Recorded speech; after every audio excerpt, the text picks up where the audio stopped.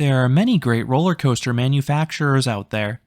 Some specialize in thrill coasters, some specialize in family coasters, others offer both. In this video, I will share the best coaster from each manufacturer that I've personally ridden. I will list the manufacturers alphabetically. This will not include every manufacturer, just the ones where I've experienced a handful of their coasters. I'll start with Aquatic Development. This company exclusively builds mountain coasters. They tend to be a bit rougher and wilder than the ones made by their competition. The best coaster they've made thus far is Nor'easter Mountain Coaster at Attitash. This one has a great wooded setting and great pacing. The turns are sharp, offering strong laterals and Gs. Then there are multiple drops offering some airtime pops. Aerodynamics. This defunct manufacturer is most well known for their looping coasters and innovations. The latter is best embodied by their best coaster, X2 at Six Flags Magic Mountain. This was the world's first 4D coaster. The seats can flip at specific points. When combined with this ride's hyper heights, this is one of the most thrilling coasters out there. The first drop is epic. The Raven turns are bizarrely forceful, and the camelbacks are wild and disorienting. It can be a bit bumpy, especially if you're on an edge seat, but it's so worth it. Bolliger Mabillard. This manufacturer is best known for their forceful loopers and floater airtime heavy hypercoasters, but their top coaster is Fury 325 or Carowinds. This Giga coaster kicks things off with one of the best first drops out there. Then several subsequent hills also offer very sustained flagector airtime, and the ride also has some bite to it. The first half is blistering speed, and the low turns have good laterals, which are wild with those clamshell restraints. Chance Morgan. This will include rides built by Chance Rides and Morgan Manufacturing. The best ride they've ever built was actually a modification, and that would be Phantom's Revenge at Kennywood. Morgan took an Aero Mega Looper and turned it into a hypercoaster. They kept the first two drops, the second of which plunges down a ravine, but they reworked the finale to have super strong airtime. It is forceful anyway, but it's extra special with those loose restraints. Custom Coasters International or CCI. This wood coaster manufacturer made great layouts. Their rides could get rough without good maintenance though. But my favorite has to be Shivering Timbers at Michigan's Adventure. This ride is nearly 1 mile long, and it's one hill after another, and each one has plentiful floater airtime. As icing on the cake, the far turnaround and helix offer good laterals for variety, and the ride was running smoothly when I last experienced it in 2021. Din Corporation. This is another wood coaster manufacturer whose rides became notoriously rough. My top spot currently goes to Predator at Six Flags Darien Lake. The ride has received Steel Titan track in recent years, so it's now a tolerable experience. That's refreshing because the first 3/4 of this layout is great. The hills and turnarounds offer nice airtime pops and lateral kinks simultaneously. Gerstlauer. This manufacturer is most well known for their Eurofighter and Infinity coaster models with beyond vertical drops. Their best ride is also their largest by far, Schwerdiskarnen at Hansa Park.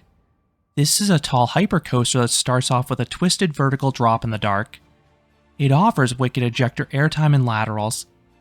The later elements also offer similar forces, as this ride's intensity reminds me of Skyrush. Then this ride also has some wonderful theming and surprises inside the tower that absolutely add to the experience. The ride is unfortunately shaky and can cause a headache though. Gravity Group.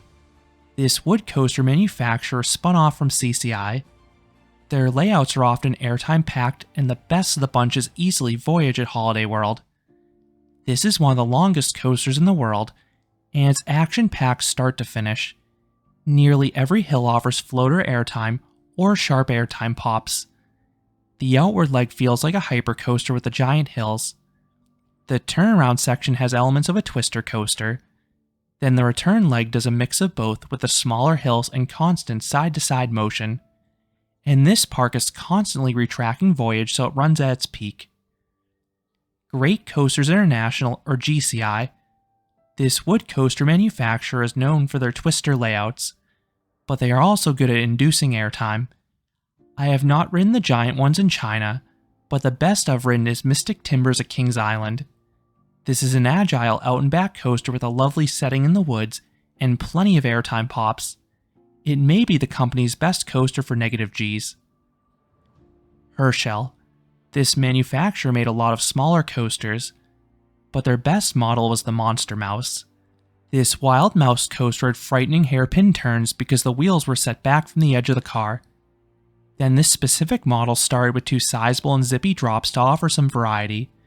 I would take this over a lot of modern mice. Hopkins. This manufacturer is most well known for their water rides, but they also made a few coasters. The best is Desert Storm at Castles and Coasters. This rides some sharp laterals in the first drop and second inversion. Then both inversions are very heavy on the positive Gs. This is a weirdly profiled ride, but it is smooth and more forceful than you may expect. Intamin. This manufacturer makes some of the most intense and innovative rides out there. Their most beloved models are their launch coasters or mega coasters. The best of the bunch is Conda at Wallaby, Belgium. This rides a wicked first drop with airtime and laterals. Then there are a series of camelbacks with sustained ejector airtime, and small hills with sharper bursts of airtime. It feels like the cross of a traditional Intamin hypercoaster and an RMC, and it is a beautiful combination. Mach Rides. This manufacturer started by producing junior and family rides, but they've since entered the thrill market. Their best ride is Ride to Happiness at Plopsaland, Japan. This is an extreme spinning coaster. The ride has some of the best inversions in the world. I love the incredible hang time on the JoJo roll out of the station, and then the disorienting double dive loop. Then there's plenty of ejector airtime as well, and it is magical getting that type of airtime while either sideways or backwards. Mauer Rides. This manufacturer has made some weird models throughout the years. And my personal favorite ride from them is Hollywood Rip Ride Rocket at Universal Studios Florida. This ride gets a lot of flack for the abundance of mid-course brake runs, but I don't mind because the entries and exits to them have good airtime. Then the ride also has some forceful turns and wonderful onboard audio. This ride has a shake to it, but it's not enough to spoil the experience. Myler Manufacturing. This manufacturer is most well known for their kiddie coasters, but they occasionally build some larger coasters. The best is easily Prairie Screamer at Prairie Playland. This ride originally opened at Scandia. It is a janky coaster in a good way. This is a repetitive ride with a series of turnarounds, but several have sharp bursts of airtime, and the turns, which are nearly unbanked, also offer some laterals.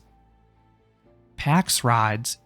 This Russian manufacturer made coasters with the size and stats of a family coaster, but ejector airtime fit for an RMC. The best one I've ridden is Wild Train at Fantasiana. This rides some terrifying head choppers and extremely intense airtime on a few hills. The Philadelphia Toboggan Coasters Company, or PTC. This wood coaster manufacturer made a lot of classic out-and-back coasters. The best of the bunch is easily Phoenix at Knoebels. This ride operates with just buzz bars and no seatbelts, so the already plentiful airtime is amplified. The second half has some frightening airtime as you're launched a foot into the air into the restraint. I absolutely love the final few bunny hills. Pinfari. This Italian manufacturer made a lot of compact coasters, and my favorite of the bunch is Mousetrap at Wonderland. This is a larger Zyklon model with a 3-car train, so if you ride in the back car, you get some wild ejector airtime in the first 2 drops. The ride fades mightily after that though. Premier Rides. This company specializes in launch coasters. My favorite is West Coast Racers at Six Flags Magic Mountain. This ride has decent launches and a dynamic layout with a mix of airtime and hang time filled inversions, but the ride's biggest strength is the dueling component. The 2 tracks run side by side, so you get a series of cool near misses as you navigate the elements. Reverchon. This manufacturer is another one that specializes in compact rides. The best coaster they've produced is the drifting coaster in the German fair circuit. The ride had a sharp drop at the start.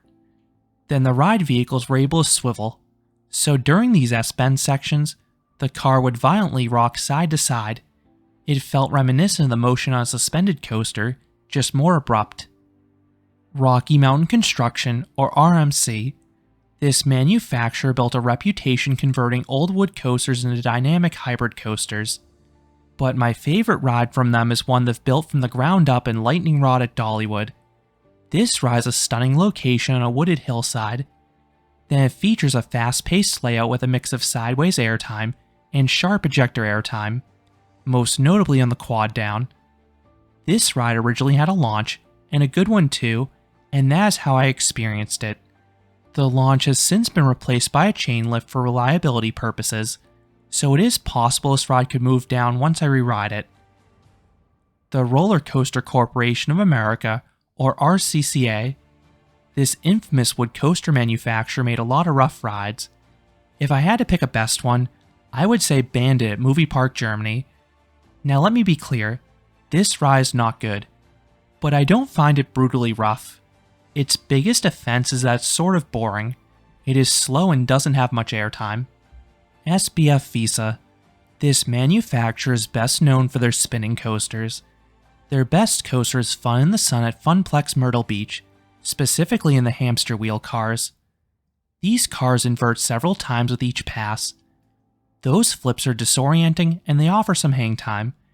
And since you get 3 laps, you technically can invert more on this than the Smiler. Schwarzkopf. This company made a lot of forceful looping coasters. The most intense and best was Chimera at La Feria de Chapultepec. This ride had a trio of loops, all of which had grey-out-inducing forces. They hit harder given Mexico City's altitude too.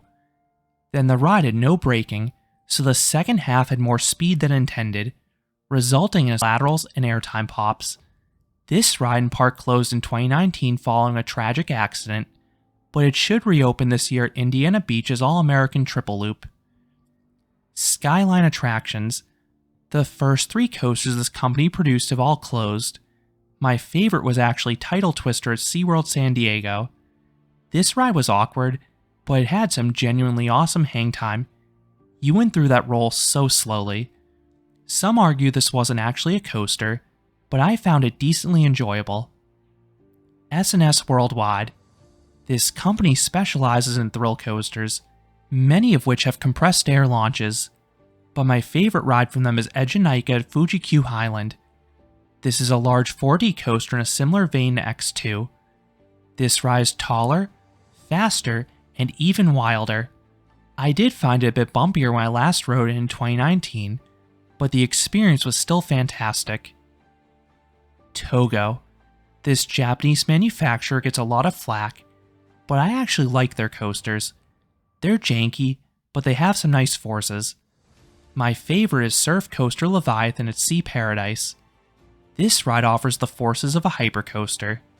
There are multiple hills with really good airtime, and then the helixes also offer good positive Gs, and it also is a neat setting over the water. Vekoma.